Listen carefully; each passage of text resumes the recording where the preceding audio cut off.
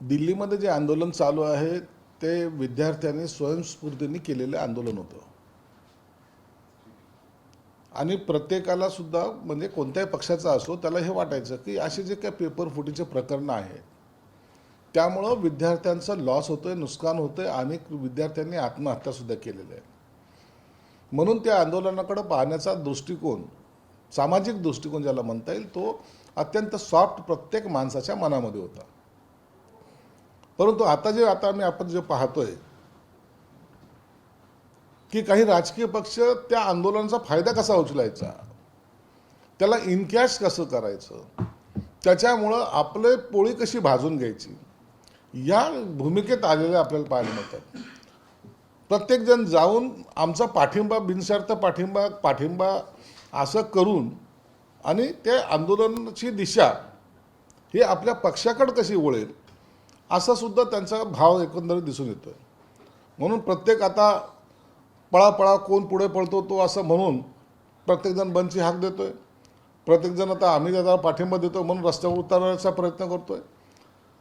मला असं वाटतं की हे जे काही होतंय त्यामुळं मूळ आंदोलन जे आहे त्याला आता राजकीय वळण लागायला सुरुवात झालेली आहे. उद्धव ठाकरे जाऊन आले, शरद पवार जाऊन आले, बरेच नेते तिथे जात आहेत, व्यासपीठावर जाऊन भाषणं करत आहेत. मग ते सांगतोय की प्रत्येकजण जातोय आणि आम्ही ह्या आंदोलनामध्ये आहोत, ह्या आंदोलनामध्ये सहकार्य करतोय किंवा ह्या आंदोलन आमचा पाठिंबा आहे. मुळामध्ये एका विद्यार्थ्याने केलेलं सुरुवात, विद्यार्थ्यांनी विद्यार्थ्यासाठी केलेलं आंदोलन, आता ते न राहता त्याला आता राजकीय स्वरूप द्यायचं काही लोक प्रयत्न करत आहेत. या आंदोलनावर निश्चित तोडगा निघाला पाहिजे. विद्यार्थ्याच्या मागण्या निश्चित ऐकून घेतल्या पाहिजेत. विद्यार्थ्यावर अन्याय अत्याचार होत असेल तर त्याला निश्चित त्याच्यावर सुद्धा आपण कठोरपणे हे कुणाला विद्यार्थ्याला त्रास होऊ नये याच्यासाठी उपाययोजना केल्या पाहिजे. या सर्व गोष्टी या सरकारने केल्या पाहिजेत, हे आमचं सर्वांचंच मत आहे. उद्धव ठाकरे आता वाढदिवस सुद्धा साजरा करणार नाही, सरकारने निर्दयपणे विद्यार्थ्यांना मारलं असं म्हणणं आहे. आता कुठं वाढदिवस, कुठं आंदोलन, काय संबंध आहे या सगळ्या गोष्टीचा. परंतु पुन्हा पुन्हा सांगतो, या आंदोलनाचा राजकीय फायदा काही लोक उचलायच्या मनस्थितीत आहेत.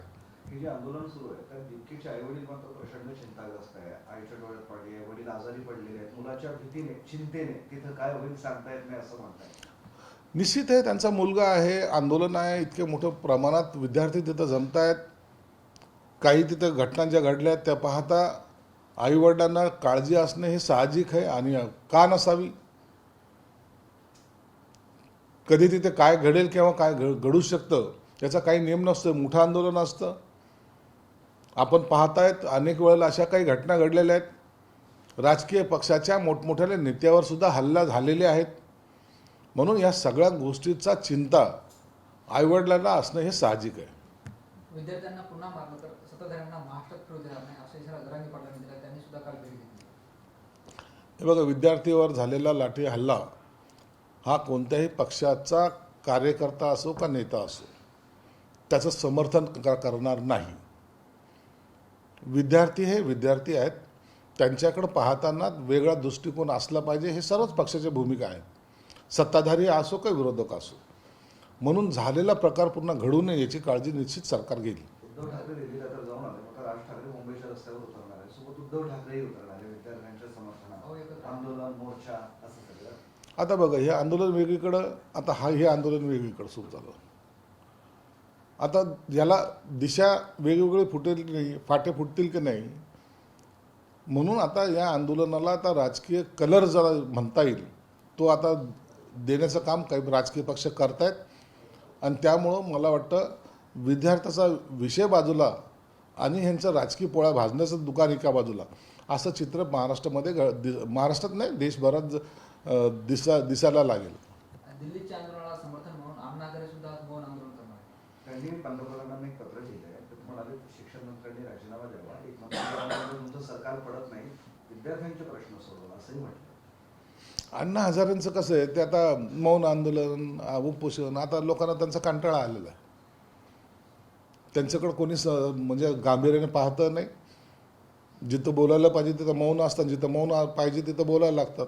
हे त्यांचं वैशिष्ट्य राहिलं. ते आंदोलनाच्या अनुषंगाने पंतप्रधानांनी एक ट्विट केले, देशातील तरुणाचे हित, त्यांचे भविष्य ही आमच्यासाठी सर्वोच्च प्राथमिकता आहे आणि पेपरफुटी प्रकरणात जे आहे ते हा संपूर्ण प्रकार फास्ट ट्रॅक न्यायालयात करण्यासाठी आम्ही तसे निर्देश सुद्धा दिले. विद्यार्थ्याला छेडून तुम्हाला चालणारच नाही. विद्यार्थी हा देशाचा कणा आहे आणि त्याला जर तुम्ही छेडाल तर कसं सगळं सरकार कोणतंही असो हे कधी त्याला पचणारं नाही. म्हणून विद्यार्थी हा प्रायोरिटीच असली पाहिजे. विद्यार्थ्याकडं हे प्रायोरिटीनेच लक्ष दिलं पाहिजे आणि त्याला जर तुम्हाला न्याय देता येत असेल तर तो तुम्ही दिलाच पाहिजे. त्याच्यामध्ये कुठेही कॉम्प्रोमाइज करता कामा नये. ही सरकारची जी भूमिका घेतलेली आहे मला वाटतं ती रास्त पण आहे. तर राहुल गांधी असं म्हणतात की तुम्ही आमच्या तरुण पिढीच्या भविष्यातील सर्वात मोठं नुकसान पोहोचवले, त्याला तुम्ही संरक्षण सुद्धा दिले. राहुल गांधी आता बेताल वक्तव्य करायला सुरुवात करेल. पुन्हा त्याचा तो एक इव्हेंट शो सुरू होईल आता आणि सगळा तरुण तुर्क तोच आहे आता सध्याला. म्हणून त्यांच्या ह्या सगळ्या ॲक्टिव्हिटीज याला इतकं गांभीर्याने घ्यावं की नाही घ्यावं हा सुद्धा एक प्रश्न आहे. आंदोलन एकीकडं ह्याचा शो एकीकडं. म्हणून हे असे शो राजकारणामध्ये जास्त काळ चालत नाही. पण त्यांनी पंतप्रधानांच्या घराजवळ जाऊन आंदोलन केलं, तो हाय रेस्ट्रिक्टेड एरिया असतो, ही कितपत योग्य आहे? आता हे पंतप्रधानांच्या शरीरात असलेला माणूस जर असं करत असेल तर त्याच्याकडं तो पाहिलं पाहिजे ना. पंतप्रधान असेल, राष्ट्रपती असेल, हे किती सेन्सिटिव्ह एरिया त्या ठिकाणचा मानला जातो. तिथं तुम्ही आंदोलन कराल, एखाद्याने जर चुकून एखादी घटना केली त्याला जबाबदारी कुणाची? मग ती जबाबदारी तुम्ही घेणार आहात का? उद्याचे तुम्ही स्वतःला पंतप्रधान म्हणून घेणारे लोक अशा पद्धतीने जर कायदे तुडवत असेल, पायदळी तुडवत असेल तर त्याला काय म्हणायचं? म्हणून अशा लोकांकडून लोकांच्या आता अपेक्षा राहिलेल्या नाही आहे. हे फक्त आणि फक्त आपली प्रसिद्धी कशी वाढेल याकडे यांचं लक्ष आहे. साहेब, वॉलेंटियर असं म्हणतात की पेपर हा केंद्र सरकारची जबाबदारी आहे. प्रधानांनी राजीनामा द्यावा, भाजपला लाज वाटायला पाहिजे, आमच्या कार्यासमोर आंदोलन करतात. कुणाला काय वाटायला पाहिजे हे ज्याचा पक्ष ठरवेल. परंतु अशा काही घटना काँग्रेसच्या काळात घडल्याच नाही असं आव आणून तुम्ही स्टेटमेंट देऊ नका. तुम्ही धुतलेल्या तांदळासारखे नाही आहेत. राजा हरिश्चंद्राच्या भूमिकेत येऊन गप्पा मारणं हे सोपं आहे, पण केलेलं मागच्या काळातल्या ज्या घटना आहेत त्या जर पाहिल्या त्याच्यापेक्षा भयानक काम तुम्ही केलेलं आहे. ही तर लाठीचार्जचं उदाहरण लोकांना देतात. आदिवासीवर गोळ्या झाडणारे तुम्ही लोक आहात. तुम्ही आम्हाला काय शिकवता ज्ञान? किती आदिवासी मेले त्याचा कधी हिशोब द्याल का नाही लोकांना? म्हणून हे वेळेनुसार बदलणारे सरडे आहेत. या सरड्यांना दुसरं काही काम नाही आहे. मुंबई काँग्रेसकडून व्हिडिओ पोस्ट करण्यात आला आणि पोलिसांवर आरोप करण्यात आले. त्याला असं म्हणले की जर ते आंदोलक जर पुन्हा आंदोलनात आले तर त्यांच्यावर खोटे गुन्हे दाखल करण्यात येईल, त्यांना जन्मठेपी शिक्षा मिळते. आंदोलकांवर जे विद्यार्थी आहेत त्यावर सरकार सहानुभूतीने विचार करून ते गुन्हेसुद्धा मागे त्यांनी घेतले पाहिजेत. त्यांनी त्यांच्या स्वतःच्या मागण्यापुरतंच आंदोलन केलेलं आहे, बाकी कोणत्याही मागण्या त्यांच्या नाहीत. म्हणून अशा वेळेला विद्यार्थ्यांकडे झुकतं माप हे केंद्र सरकारचं निश्चित असेल. एक प्रश्न असा विचारायचा आहे, हे तर आंदोलन सुरू आहे, मात्र आंदोलनाच्या तिथं पोलिसांना मारहाण विद्यार्थी करतायत, माध्यमाच्या प्रतिनिधींना मारहाण केली जाते, हे कितपत योग्य आहे? या आंदोलनामध्ये काही लोक घुसल्याचं सुद्धा चित्र बातम्या बाहेर येत आहेत. म्हणून हे आंदोलन काही लोकांना पेटवायचं आहे, काही लोकांना विझवायचं आहे, या पद्धतीने तिथं गोंधळ काही जातोय. परंतु पोलिसांचं याच्याकडं बारीकाने लक्ष आहे. आपण पाहत असाल आपल्याच माध्यमातून काही वेळेला जे पोलीस नाहीत ते सुद्धा पोलिसाच्या वेशामध्ये हातात दंड घेऊन फिरताना दिसत आहेत. म्हणून ह्या आंदोलनाकडं आता गांभीर्याने पाहिले पाहिजे. यामध्ये जर दुर्दैवी काही घटना घडली तर त्याचा स्फोट होण्याची शक्यता आहे. म्हणून पोलीस त्याच्याकडे बारकाईने नजर ठेवून आहेत. माध्यमांवर सर एक व्हिडिओ व्हायरल होत आहे, त्यामध्ये मुंबई पोलीस जे आहेत तर ते 2 तरुण आंदोलन कार्यकर्त्यांना पकडून त्यांना धमकावत असल्याचं त्या व्हिडिओमध्ये दाखवले जात आहे. त्यामध्ये ते पोलीस म्हणत आहे की तुम्ही जर का इकडं परत आलात तर तुमच्या खिशात आम्ही 2 पावडर टाकू आणि तुम्हाला जामीन सुद्धा भेटणार नाही, तुमचं भविष्य पूर्णपणे बरबाद होणार. असं काही करता येणार नाही. असे जर पोलीसवाले म्हणत असेल तर त्या पोलीसवाल्यावरच गुन्हा दाखल केला पाहिजे. पोलिसांच्या घरचं राज्य नाही आहे. विद्यार्थ्यांना अशा पद्धतीने धमकावून जर त्याचा व्हिडिओ येत असेल तर त्या निश्चित त्या पोलिसांवर गुन्हा दाखल झाला पाहिजे. सर हम्म. सर राहुल गांधी ने कहा है कि नरेंद्र मोदी साहब ने जिस तरीके से 3 फेज में कोर्ट में ये सुनावनी करने के लिए कहा है, तो राहुल गांधी ने उस पर कहा है कि आप हमारे देश का भविष्य बर्बाद कर रहे हैं, यूथ को बर्बाद कर रहे हैं. देखिए, पंतप्रधान कभी न्यायालय को 3 फेज में 2 फेज में सुनावनी लो ऐसा कहने का ये उनको ना अधिकार है ना वो कह सकते. लेकिन अगर विनंती कोर्ट को अगर की होगी अधिवेशन के वजह से तो वो बात अलग है. लेकिन विद्यार्थियों का भविष्य माने कांग्रेस नहीं होती. विद्यार्थी ये विद्यार्थी होता है, वो कोई पार्टी का नहीं होता. उसको उसकी भविष्य की चिंता रहती है, तो उसकी भविष्य की चिंता करते वक्त हर कोई उसकी तरफ सहानुभूति से देखता है, भले वो सत्ताधारी पार्टी रहो या विरोधी रहो. ये सबको विद्यार्थी के भविष्य के बारे में सोचना चाहिए. लेकिन राहुल गांधी आज के ये दौर में वो जो कर रहे हैं वो खुद की राजनीति कर रहे हैं, खुद को लोगों के सामने लाने की कोशिश कर रहे हैं. और ये राजनीति की भाषा अब वो आंदोलक भी नहीं चाहते.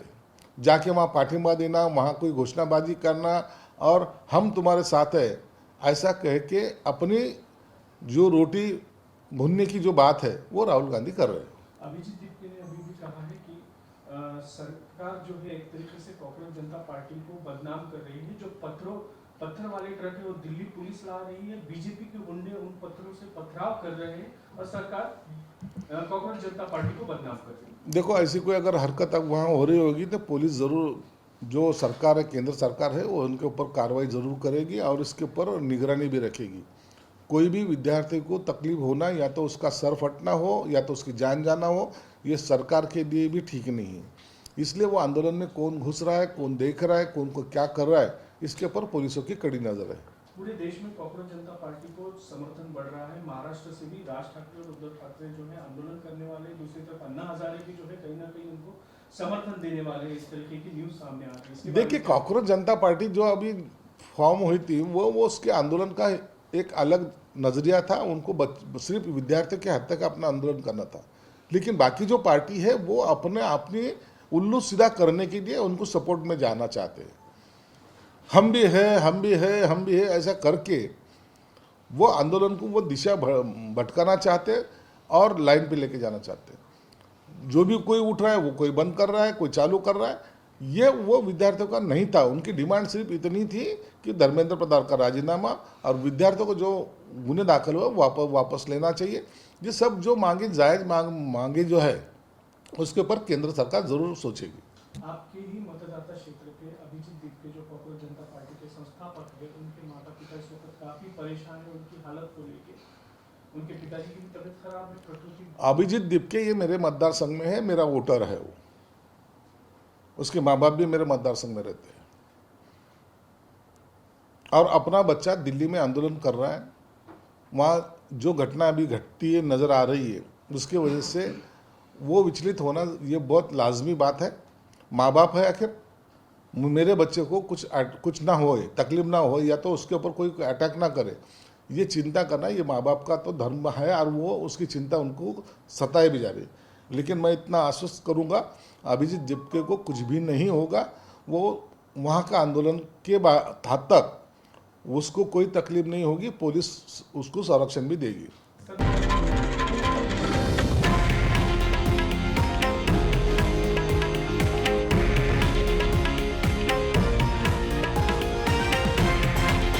हे आहे देशातील नंबर 1 न्यूज नेटवर्क आणि आपण पाहत आहात TV9 मराठी, एकमेव.